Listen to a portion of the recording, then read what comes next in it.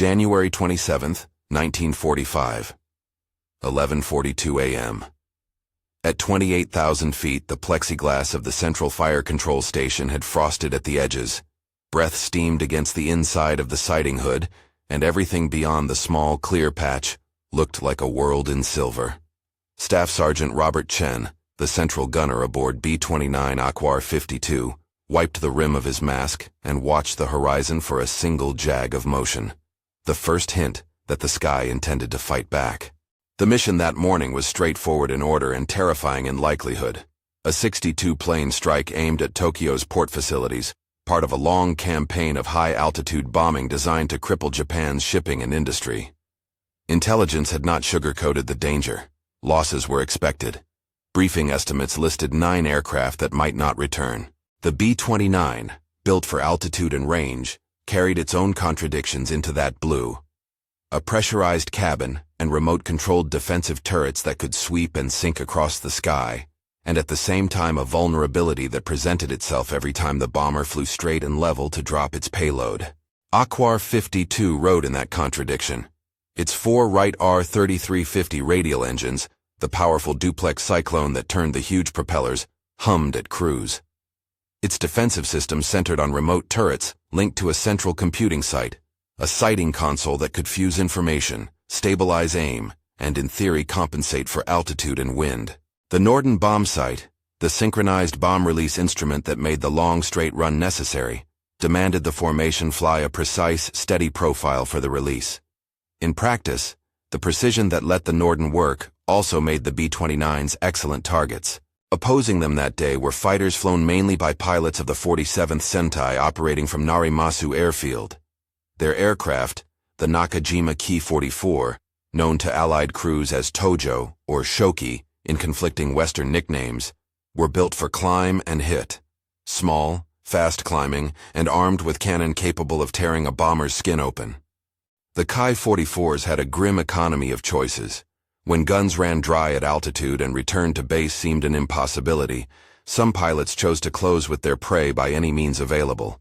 That tactic, deliberate mechanical ramming when all else failed, was not doctrine in the organized sense of kamikaze. It was a desperate, dangerous practice born of fuel limits, fear, and the cold arithmetic of survival and impact. Chen had flown missions before. He was not a boy at the sight hood. He was a professional assigned to the central fire control station, tasked with tracking and engaging anything that came into a turret sweep. From that turret, he could watch the formation, the neat geometry of silver wings, the glint of sunlight on fellow B-29 noses, the small ranks of contrails marking enemy interceptors climbing to meet them. From his view, aerial combat could fold quickly from practiced engagement to chaotic survival. The first wave came like a storm front. At first it was a blot, a darkening that moved against the sun. Then the Ki-44s descended in pairs and trios, engines stuttering as they traded altitude for speed. The remote turrets woke and began their work. The central sighting computer laid corrections across the screen, and the guns dutifully followed. Chen's turret, the central defensive eye, tracked the first target as it peeled in under their formation, a dark missile with a sharp nose. Tracer lines stitched the air. 50 caliber rounds bit into metal and fabric. One Ki-44 folded under that concentrated fire, its nose dropping in a smoking arc toward the ocean. Confirmation lights blinked on the indicators, a small, necessary bureaucratic relief amid the roar. The formation's vulnerability showed itself on the bomb run. To drop their bombs accurately, the group had to hold course and altitude, predictable, steady, and therefore attractive. For a fighter pilot practiced in climbing to bomber height, those steady runs were opportunities. The Ki-44s used their climb rate to lurk above the B-29s, then dive in tight slants, holding guns until the last moment. Chen's turret took a rhythm. Track, lead, fire. A Ki-44 nicked a wing on the bomber ahead. A streamer of smoke trailed before the lead plane corrected, the crew murmuring into headsets. Another hit sprayed fuselage metal into the thin air. Chen could see the enemy pilot's options narrowing. Ammunition for light fighters was limited. The Ki-44's cannons could chew through a bomber's skin, but after several runs, after engine bursts and flak, the cartridges thinned. The willingness to risk a second pass sharpened into marginal choices. break away and try to make base or close the distance and attempt to strike with the aircraft itself. Accounts from that day later made it clear the choice was not ideological self-immolation. It was a last resort, a mechanized, violent calculus. Aquar 52 was no passive target. The central site kept painting firing solutions and, as long as hydraulics and computers cooperated, the turrets answered precisely. Chen's hands were not idle, even when automation held the aim. The central station demanded awareness, constant correction. He watched the sight crosshairs dance against the small black specks of enemy aircraft and learned to read their intent. A quick reduction in altitude, a long, shallow arc, meant a standard firing pass. A sudden nose down could indicate an attempt at a ramming closure. He compensated for wind, for the bomber's own slip, for his turret's lag. The life of a gunner was sums and instincts measured in fractions of a second. By the time the bombs had fallen, by design the formation held long enough for synchronized release, the sky had changed into a congested theater. Smoke trails wove across blue. Aquar 52 had already collected a number of hits. Ragged dents in the wing, a patch of fabric shredded on the left stabilizer, a blister gunner complaining over the intercom about numb fingers. The bombardier, forward in the nose, kept his station as long as he could, but the bomber had become a moving battlefield, and the battlefield would punish those who exposed themselves. The second wave was more aggressive. Ki-44s began to work in coordinated teams. One fighter drew the turret's attention with a low, sweeping run, while a second cut in from the flank, and another climbed to attack from above. The tactics reflected something learned in hard school. Exhaust the defensive arcs, force a blind spot, and then exploit it. The B-29's size was an advantage for absorbing damage. It was a disadvantage for agility. The enemy used clustering tactics to exploit that. Chen's turret registered a hit that changed the tempo. A cannon rip struck a blister gunner on the right side, and later reports would list him among the dead. The canopy glass sprayed into the airstream as a Ki-44 burst through the formation in a shallow climb. Close to Aquar 52, a Ki-44 took a direct hit in its engine and began to tumble, smoke roiling from its cowling.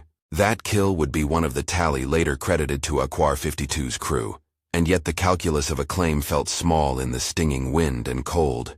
Minutes stretched and compressed. The B-29s tried to stay organized, to maintain mutual protection with overlapping fields of fire. The sky, however, persisted in sending more attackers. Fuel limits and the tactical necessities of the Japanese fighters kept them from committing in endless succession, but they could be cruelly efficient in short windows. One pair dove on Aquar 52 in rapid succession. Tracer slashes opened in their wake. A 20mm shell struck the nose, and the bombardier's compartment took the brunt of the attack. Later reports confirmed the bombardier killed where he stood. The crew's rhythm broke into the rawness of casualty.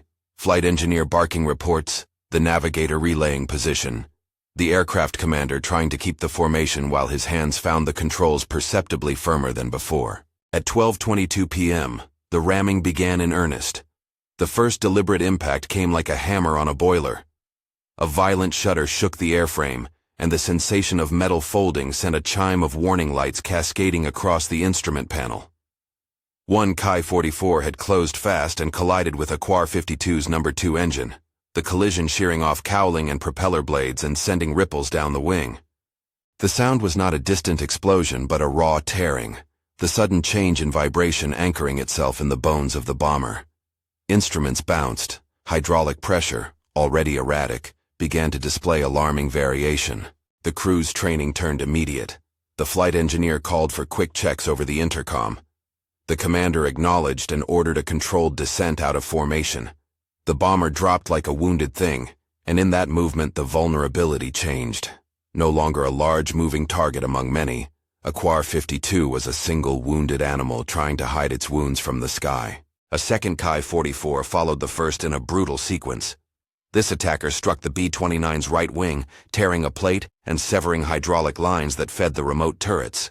The remote systems faltered as hydraulic pressure fell. At one point, an indicator read 15%. Turrets that had sweeps and computer correction were now inert or slow to respond. The central site's stabilizing gyros oscillated and the interface flickered. When automation goes, responsibility returns to muscle and sight. Chen's station could no longer rely on the computer's corrections. He and his fellow gunners reverted to hand control, to raw aim, and a knowledge of where a Ki-44's silhouette would be against the sea. Manual gunnery in the thin, cold air was a private violence. Fingers went numb at altitude, gloves dulled triggers, sight picture frosted on the edges. Chen felt the cold in the webbing of his hands, in the press of his helmet strap. He rode the central turret's last responsive movements and then, when it too staggered, cranked the manual control. Without hydraulic assistance, the turret's traverse was heavy, mechanical. The gyros that previously steadied fire no longer compensated. Yet the gun muzzles still barked when supplied with ammunition, and the crew had not exhausted their rounds. The enemy, sensing a crippled prize, pressed their advantage. A Ki-44 attempted what would be recorded as a second ram. This time, the attacker hit the aircraft's forward fuselage near the nose gear bay, denting structural supports and severing controls to one of the outboard engines. The outboard engine seized, throwing up a plume of oil that smeared across the wing and into the slipstream. Flight instruments warned of rising oil temperatures and falling manifold pressure. The throttles for the affected engine went dead. The crew began triage on metal and fluid, isolate the damaged engine and feather its prop if possible, maintain airspeed to preserve control, and consider restarting only if conditions allowed. Despite the carnage and the torn metal, Aquar 52 had not fallen from the sky. Each impact had shape and consequence. A cut hydraulic line here, a jammed rudder there, a shower of skin and insulation into the airstream. But the airplane's structure, massively overbuilt for endurance at altitude, absorbed blows in ways smaller fighters could not. The question shifted from, how can we avoid further hits, to, can we keep flying long enough to reach friendly base? The answer demanded immediate and consequential choices. The flight engineer, a figure often invisible in popular recountings but central in crises like this, moved into a role of calculation and permissible risk. He was tasked with options that read like trade-offs between survival and cost. Restart a killed engine to restore speed at the risk of losing oil into the cowl and burning out the crankcase. Shut down non-essential electrical systems to reduce load and preserve remaining power. Jettison any removable weight, including auxiliary tanks, to lighten the aircraft for climb and glide, and assess whether ditching in the ocean or limping to Saipan offered the better chance of saving lives. Across the ship, crew members did what they were trained to do. Medics, or those acting as medics under the circumstance, sorted the wounded. One blister gunner lay motionless with blood on the plexiglass.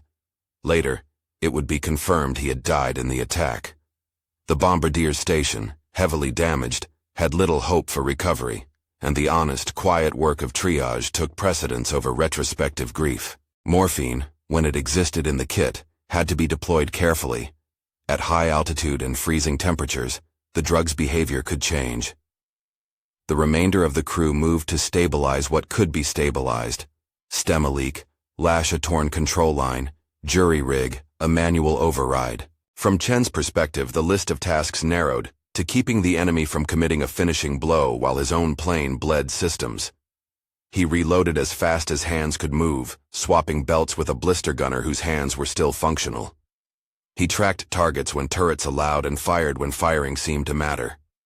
His central turret's traverse sometimes fought back like a stuck animal. He felt the vibration of struck metal through the floor.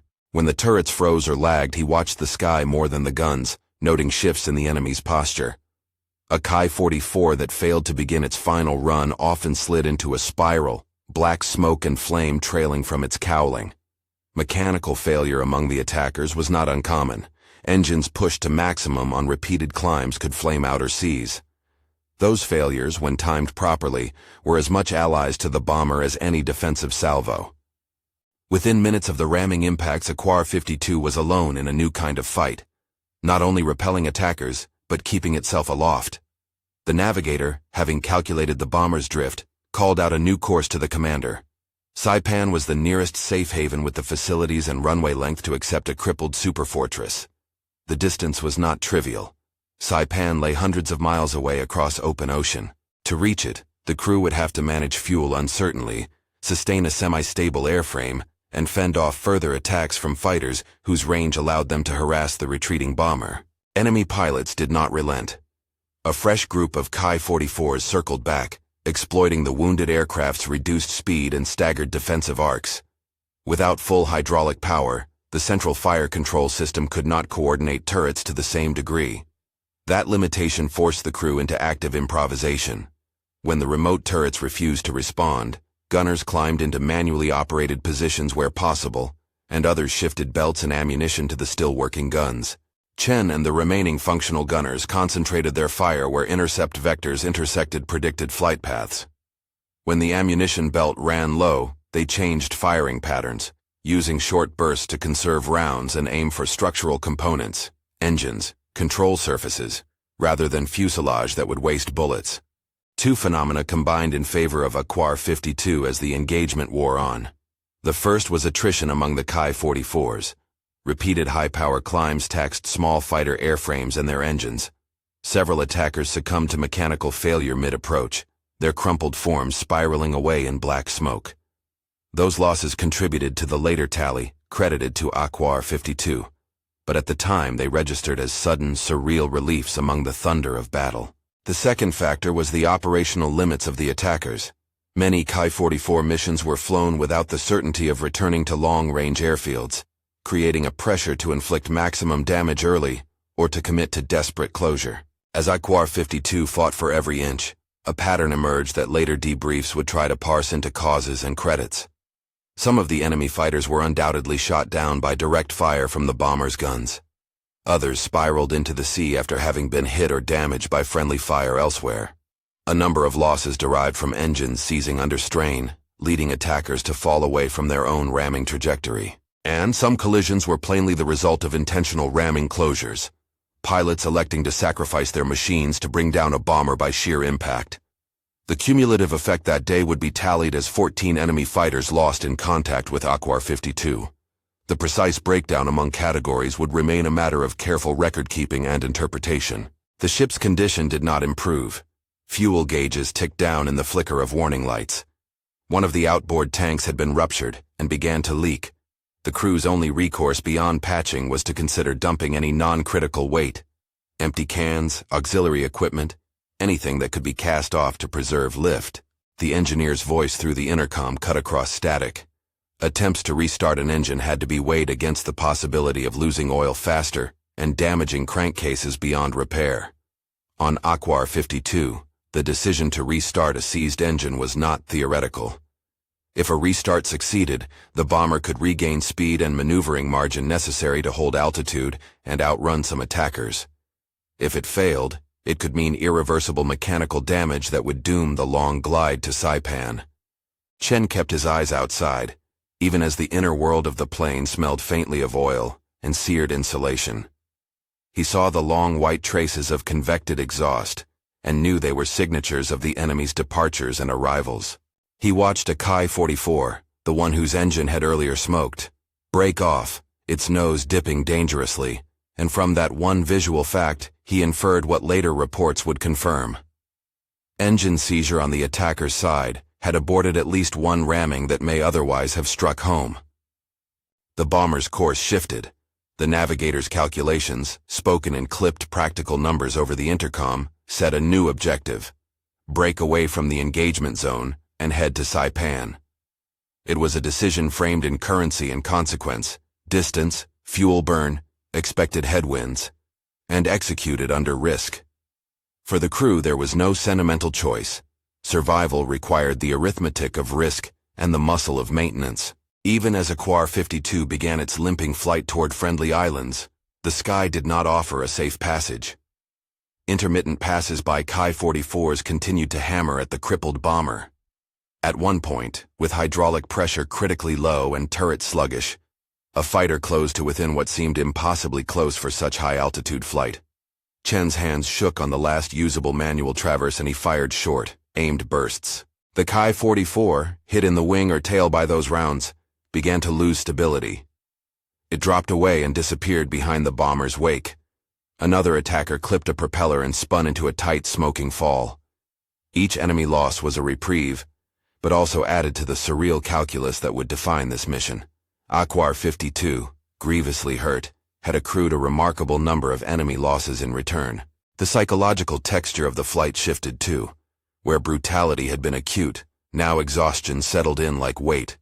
Crew voices were thin on the intercom, hands moved with the automatic motions honed by training. There were moments of stark, almost clinical attention. A gunner fastening a belt, a medic unwrapping gauze to press on a wound, the navigator scanning seawater features for a precise fix. There were moments of quiet, not calm so much as the exhausted suspension between alarms. Outside, the ocean ran in long silver sheets.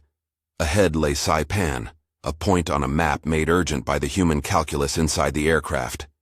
The tally that would later mark this sortie, 14 enemy fighters lost in contact with Aquar 52, was not yet a headline in the moment.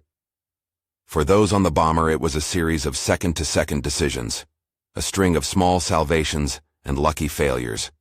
The crew's reports would later attribute some losses to direct hits from B-29 gunfire, some to mid-air collisions triggered during engagements, and some to mechanical failures aboard the attackers, induced by repeated maximum climbs and stress.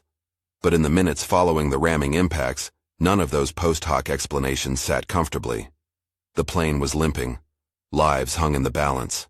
As Aquar 52 crept away from the engagement area, its right main landing gear bearing the memories of impacts and stress, a new problem made itself known. Control linkage for the right aileron was compromised. The aircraft leaned faintly to starboard. Counteractions included asymmetric power application, bringing up whatever motors could be trusted, and careful trim adjustments. The flight engineer's voice carried a measure of resignation when he listed the damage. 2 engines out, hydraulic pressure unreliable, fuel leaking from an auxiliary tank, the bombardier station destroyed, 2 crew members dead or mortally wounded. The voice did not falter, it catalogued facts. In the bowels of a crippled bomber, facts were ammunition for decisions. At that juncture, the crew elected a risky, deliberate action. They would not ditch. They would not attempt a sea landing that promised exposure to cold water, possible loss of life, and uncertain rescue. Instead, they would press for Saipan, gamble that the crippled airframe could be coaxed along the 100+ miles of ocean under them, and trust that runway and ground assistance could be secured. The choice to aim for Saipan reflected a calculation grounded in distance, fuel reserves, and the presence of known airfields capable of taking a B-29 with partial systems. It also reflected a will to keep men alive when the alternatives seemed less survivable. To support that decision, the crew implemented a sequence of emergency procedures. Non-essential electrical systems were brought down to conserve generator load. Lights were rationed. Radios were made minimal to prevent overdrawing power. The engineer attempted a controlled restart of one of the shut engines to regain partial power, taking care to monitor oil pressure and temperature gauges closely. If an attempted restart succeeded, it would restore speed and improve control authority. If it failed catastrophically, it could clog oil lines or cause a fire. The decision was a sterile, brutal balance between immediate need and longer-term risk. Chen kept his station. Outside, the horizon carried a sliver of promise. Saipan's low ridge would soon appear as a tiny smudge. Inside, the mood remained solemn. The loss of the bombardier and the right blister gunner weighed on the ship's movements. Stowaways of grief, not outwardly pronounced, threaded through the actions. Hands worked on systems, as if each twist might stand between the crew and the ocean. At this point, the enemy pressure had diminished somewhat, partly as a function of their own fuel, and partly because other formations still engaged elsewhere. Yet the risk of a final, determined closure remained real. The known practice among some Chi-44 units of making ramming attacks when ammunition was exhausted meant Aquar 52 could not simply relax until safely within the garrison's perimeter. The bomber's forward progress was slow and measured.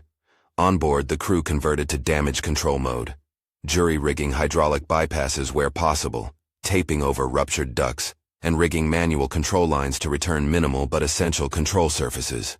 The captain and flight engineer discussed the feasibility of dropping the remaining bombs.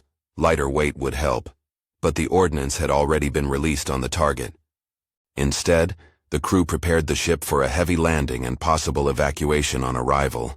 Cut loose anything that could impede egress, secure the wounded, ready life rafts in case the decision had to change mid-flight. Chen rotated his turret when possible and kept watch.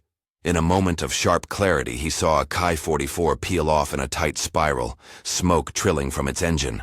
An attacker that perhaps had intended a final hit, now succumbed to the strain of combat. He saw the pilots in their helmets, tiny in open cockpits and in their faces, at the limits of visibility from his vantage. He could imagine a mixture of determination and exhaustion, similar to what his own crew felt. In the mirrored violence of that sky, both sides negotiated survival. As Saipan's outline grew, so did the necessity for controlled preparation. The flight engineer briefed a plan to the commander. Reduce speed to minimize landing stress, attempt to lower the landing gear despite the risk of hydraulic failure, and prepare the crew to evacuate quickly. The navigator verified position and computed a final fuel estimate. They had enough for one approach, and a short margin for go-around if needed. The aircraft, however, showed signs it could not be counted on as a long-term airframe. Even if brought down intact, the damage likely made it irreparable in theater. The plan to reach Saipan threaded through the last open stretches of ocean. The crew readied themselves, not for victory, but for a landing that could preserve lives. Chen felt the sky change as the bomber shed altitude toward base. The cold thinned further, making breath and fingers brittle. The turrets, wherever they still moved, were set for a rearward sweep in case of late intercept. The radio check confirmed ground acceptance and the awareness that a heavily damaged B-29 would tax any runway crew. Then, as the aircraft began its final, long descent toward a battered strip of tarmac, a new nearby threat emerged. A lone Ki-44, perhaps the last to commit, cut in close enough to make the crew's fight immediate again. The enemy pilot also faced the same harsh choices of altitude, fuel, and return. Chen took aim with the last of his stowed ammunition as the fighter closed. The bite of the last rounds was decisive. The Ki-44 fluttered, then pitched away. In the minutes that followed, Aquar 52 flew on the slender thread between salvage and loss. Engines that had been restarted coughed but held. Hydraulic gauges trembled. Some crew moved about the fuselage making final checks. Others simply held on. The bomber, wounded and leaking, continued toward the promise of land. The slow, determined motion toward Saipan was the visible line between the violence-high sky and a chance for survival on the ground. The story at this juncture held contradictions. An aircraft declared by some later accounts as credited with destroying 14 enemy fighters, and yet an aircraft that had been rammed, gutted in parts, and would eventually be written off. A human reckoning sat behind both facts. Lives had been lost, others were saved by skill, procedure, and the brittle luck that attends mechanical failure on both sides. For Staff Sergeant Robert Chen and his shipmates, the immediate future was still to be contested. A final approach, a landing under duress, and the hope that the field at Saipan could receive them intact. The plane descended into the heat haze over the island. Runway details resolved from smudge to line. Ground crews could be seen scurrying in response to a radio call. The aircraft commander trimmed and called for checklist items to be confirmed. But the airframe, having taken the day's pounding, might not answer the final demands. Control surfaces that had been jury-rigged, engines running at low margins, a compromised undercarriage. Each of these presented a fork in fate. As Aquar 52 closed on Saipan's runway, the crew braced for a landing that would test every improvised fix they had made. The ship's ability to survive the ramming attacks and to have engaged and contributed to the loss of 14 attackers had already been written in the attrition that filled the sky. What remained untested was whether those same measures, calculation, repair, and the stubborn will to keep flying, would carry them through the final, most delicate phase: touchdown, rollout, and evacuation. Outside, a small cluster of men on the field watched the bomber's passage with the trained stoicism of those who had seen too many damaged planes before. Inside, the crew's breaths were measured and quick. Chen's hands, though numb, traced the mechanical rhythm of his turret one last time, then stowed belts and checked the remaining rounds. The physical fight had given way to the technical and the procedural, and in those last moments, the crew's training was all that stood between them and the potential of the sea. The hatch handles were checked. The medics fetched stretchers. The navigator reconfirmed heading and said the distance to the runway in crisp numbers. The bomber's broken right main gear would be tested as the wheels sought the tarmac. The engines, The remaining R-3350s that boomed and coughed, strained for response. The flight engineer's hand hovered over the power quadrant. The aircraft descended, steadying into the approach, and the island's heat and dust rose and met them. The bomber settled into its final approach with a weight that felt physical to everyone aboard. Saipan's runway grew from smear to line to ribbon of concrete, and with every foot of altitude lost, the crew could measure a narrowing margin. Fuel numbers, hydraulic pressure, the stubborn lag of aileron response.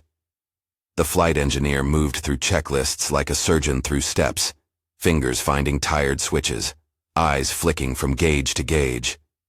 The landing gear lever came down and, where hydraulics still answered, the wheels began their slow, reluctant travel from bay to wheel well. Where they did not, the crew readied for manual extension and for the possibility that a wheel would fail to lock. As the bomber crossed the threshold of the airfield, the sky held its breath. Ground crews clustered near the perimeter, wary of fire and ready with crash equipment. The aircraft commander trimmed and flared for a landing that would test the integrity of a ship that had been punched, torn, and sheared of systems. Engines that had been restarted earlier coughed and pushed. The remaining R-3350s carried their load with the strained sound of machines running on borrowed life. Touchdown was not a clean event. The right main gear, which had absorbed prior impacts and internal stresses, failed to carry the weight. As the right wheel met tarmac, the strut collapsed, and with it went lateral stability. The bomber tipped toward the damaged wing. The crew inside felt the airplane twist and the airframe groan, a sound that had become so familiar it read like pain. Sparks and smoking insulation met the heat of the runway. Ground crews reacted, racing toward the stricken giant. The commander countered with what control remained. Opposite engine power, full use of a damaged but still functional rudder, and the pure skill of a pilot who had rehearsed emergency landings in training and now improvised them in a real, fragile loop. The rollout was jagged and slow. Part of the right wing scraped and folded, leaving a trailing smear of ripped metal and paint across the runway. The bomber finally ceased its motion with a lurch and a long, tired silence inside that was only broken by the harsh voice of the flight engineer confirming systems shutdown. Crew members unhooked harnesses and moved toward hatches. The smell of oil and burnt fabric thickened the compartment air. Evacuation was methodical and quick. Medics and stretcher bearers surged forward. Those able to walk helped those who could not. 2 bodies were removed from the plane and later confirmed dead. The bombardier and the right blister gunner, both claimed by the day's ferocity. The remainder of the crew, wounded in various degrees, were triaged and carried to waiting ambulances. The aircraft itself, its fuselage torn, its systems shot full of holes, its right wing maimed, sat on the runway as a monument to damage beyond economical repair and theater. Ground assessments soon determined the B-29 would be written off. News spread among island personnel and later through formal reports. Aquar 52 had been credited with 14 enemy fighters lost in contact with her during the mission. The rawness of that number required unpacking. The debrief that followed documented multiple causal strands. Direct hits from B-29 guns that sent attackers spinning into the sea, mid-air collisions among attackers induced by close-quarters maneuvering and confusion, and mechanical failures on the key I-44s, engines seized under repeated climbs and power runs, causing some to fall from their own attacks. A subset of losses were the result of deliberate ramming attempts by some Ki-44 pilots. In those cases, the attackers either struck the bomber and later crashed, or misjudged runs and were destroyed in the collision itself. The final tally did not read as a simple scorecard of marksmanship, but as a ledger of combat, mechanical collapse, and desperate improvisation. For Staff Sergeant Robert Chen, the debrief was less about tape and numbers, and more about the weight of what they had endured. He had been at the central fire control station as a man can be at a machine, aware of its logic and also of its limits. When hydraulic pressure had fallen to as low as 15% and the computing site had oscillated, he had reverted to manual control, and with the help of other gunners who passed belts and cleared jammed ports, kept firing in short, conserving bursts. Chen's actions were technical rather than theatrical. A practiced hand on a heavy traverse wheel, the swapping of ammunition belts in freezing air, the decision of when to fire to damage engines and flight surfaces rather than expend rounds into fuselage alone. Post-action reports singled out his discipline under manual control as a factor in several confirmed aircraft losses, but that accreditation sat beside the more ambiguous losses caused by attacker failures and collisions. The flight engineers' decisions during the transit to Saipan were as consequential as any gunner's in the arc of events. The choice to attempt a restart on a shut engine carried real risk. Oil smeared into cowls or burned crankcases could have transformed the aircraft's last leg into a conflagration. The engineer balanced risk and need. Partial restoration of power afforded better control and speed, which reduced exposure to further intercepts and gave the crew greater chance of making Saipan. At one point, attempting to feather a failed propeller and to isolate a ruptured oil line were the only alternatives between controllable flight and an unrecoverable mechanical cascade. The choice to conserve electrical load by taking non-essential systems offline extended the life of remaining generators and kept remote and auxiliary systems at minimum, enabling the essential radios and flight instruments to survive the approach. Chance played its role as much as skill. Several Ki-44s succumbed to engine seizures during the mission. High-power climbs at thin air at 28,000 feet stressed small fighters. Repeated maximum throttle runs heated and overstressed their components. Those mechanical failures aborted some ramming runs at the last second and sent attackers into spirals that saved Aquar 52 from additional direct impacts. To call that luck alone would be too blunt. Maintenance standards, the state of the attackers' engines at base, the limits of their operational envelope, and their tactical choices all converged into outcomes the bomber's crew could neither command nor predict. The nature of ramming on that day requires care and explanation. Some Ki-44 pilots deliberately used their aircraft as weapons when they had exhausted ammunition or when retreat was impossible. That tactic was a desperate measure, not a formalized doctrine comparable to later organized kamikaze campaigns. It was an individual calculus driven by limited fuel, limited cartridges, and the closing lines of survival for the attacker. In some cases, ramming was practiced and even discussed among units as a last resort option. In others, it was improvised when faced with the sight of massive, slow-flying bombers that promised a final, decisive strike. Contemporary Allied accounts and later analyses distinguish this mechanical, often chaotic practice from organized suicide missions, stressing the ad hoc and harried nature of the decision in each attacking cockpit. After the landing, intelligence officers and investigators began to map the losses back to the engagement. Photographs and gun camera stills, archival images taken where possible, were examined alongside testimony from surviving crew. The 14 losses associated with Aquar 52 fell into several categories. At least some were unambiguous direct hits from 50 caliber and 20 mm weapons that produced smoking, spiraling fighters. Others were collisions or mid-air impacts that occurred amid dense maneuvering, and a portion were the consequence of mechanical failures among the Ki-44s after repeated climbs to bomber altitude. The crew's own gun camera film and squadron records were used to cross-reference events, but even with that evidence, the precise causal line for each loss could rarely be reduced to a single, uncontested fact. Combat is a tangle, and so too are the records it creates. What the after-action analysis emphasized was not simply that Aquar 52 had driven off or destroyed attackers, but how the interaction of human action and machine limits determined the outcome. The B-29's structural heft and redundancy mattered.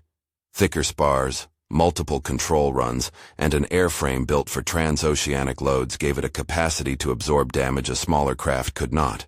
Defensive systems, when hydraulics and gyros were functioning, afforded precise, coordinated fire. When those systems failed, the training and physical labor of gunners like Chen filled the gap.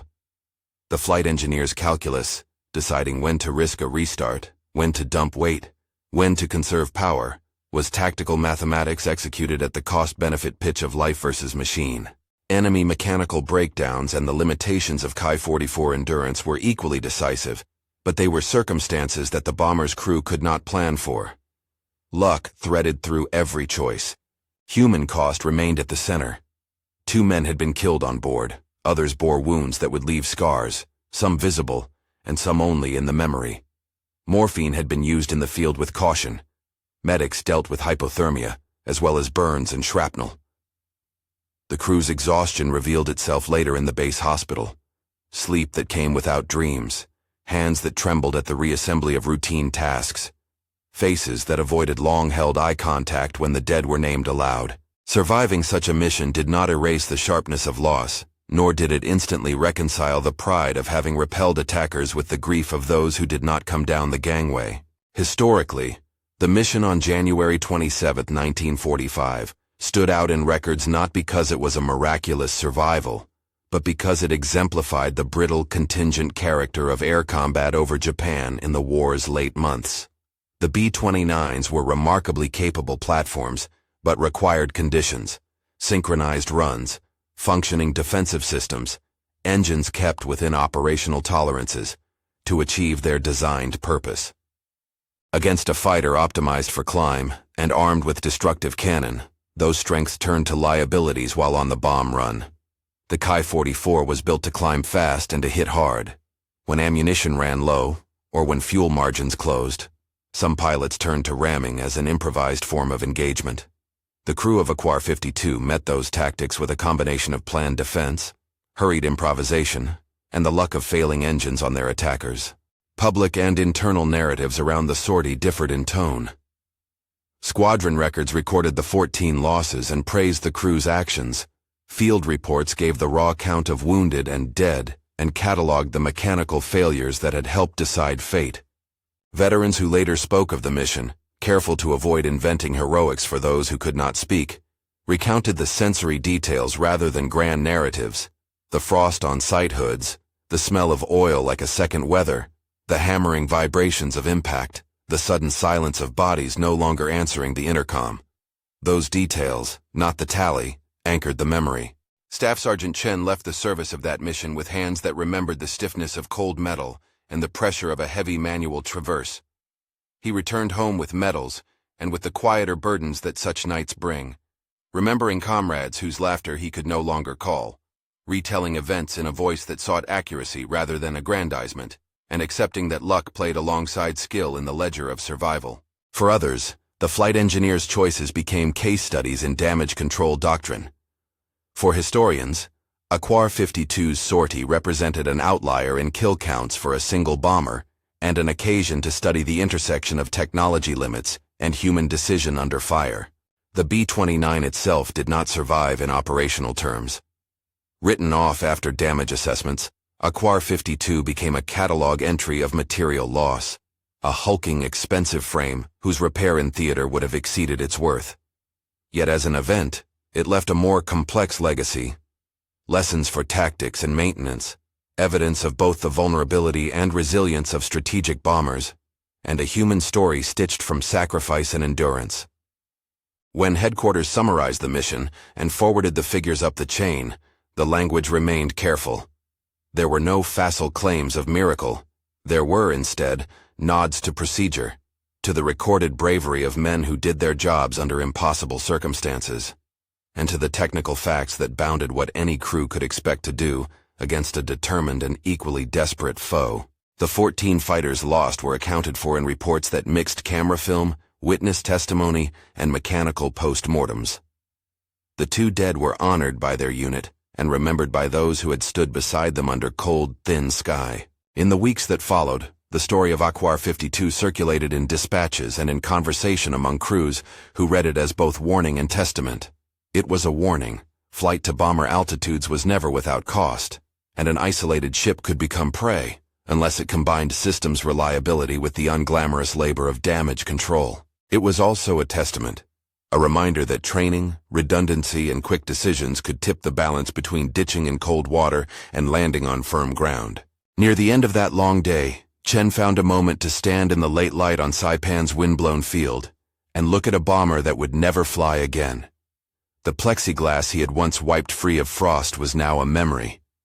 The sight hood that had framed so many instant choices lay in a pile with scattered tools and a broken oxygen mask. The sky above moved in indifferent blue. Among men who had seen the day's edges, there was a peculiar hush, more respect than triumph, for the fact that calculation and happenstance had together kept most of them breathing. Aquar 52's survival, and its tally of 14 enemy fighters lost in contact with her, therefore stood as a composite story of robust engineering that could absorb terrible impacts, of human skill and stubbornness in the face of failing automations, of tactical limitations and desperate enemy measures, and of mechanical failures that saved as much as they punished. It was not a myth of invulnerability. It was a record of choices under fire, of trade-offs made by engineers and gunners and pilots whose aim was to keep men alive in a sky that had very little mercy. A long, sober appreciation followed in squadron reports and in memorial notes. The fallen were named and honored. The living were examined for how procedures could be improved, and the incident became part of a growing body of knowledge that informed later training, repairs, and the design of defensive doctrine. For those who study air warfare, the sortie remains a case study in how multi-layered outcomes, structural resilience, manual gunnery when automation fails, flight engineer triage, enemy mechanical collapse, and deliberate ramming, combine in ways that are never simple or singular. At the center of that day's narrative was a man looking through a frost-creased sight and making small decisions that accumulated into survival. Timing a burst to disable an engine, cranking a heavy turret to track a climbing Ki-44, swapping ammunition belts with numb hands. Those actions did not create the 14 credited losses single-handedly, but they shaped the moments in which enemy failures could become chances for survival. The balance between skill and luck in that thin air was nearly even. Which side tip depended on maintenance, training, the endurance of engines, and the choices made inside cramped stations under stress. Months later, pilots and crew who had flown similar missions reflected not on celebrity, but on consequence. Aquar 52's story entered the quiet ledger of operations that informed future tactics. Conserve hydraulic redundancy where possible, improve field maintenance to reduce engine seizures, train gunners for manual operation under low-pressure conditions, and plan emergency return options that weigh ditching risks against the possibility of reaching friendly runways. These were practical deductions from a day when calculations had been literal and immediate. Finally, the image that opened this account, Chen at 28,000 feet, clearing his mask against the white of breath and frost, remains the frame in which the mission is best understood. It is an image of men and machines, of precise instruments and failing parts, of choices made in halves of seconds. It honors neither myth nor miracle, but rather a sober truth. In war, survival is a compound outcome of workmanship, courage, procedure, and chance. If this story stayed with you, subscribe and leave a comment with where you're watching from or a family member who served.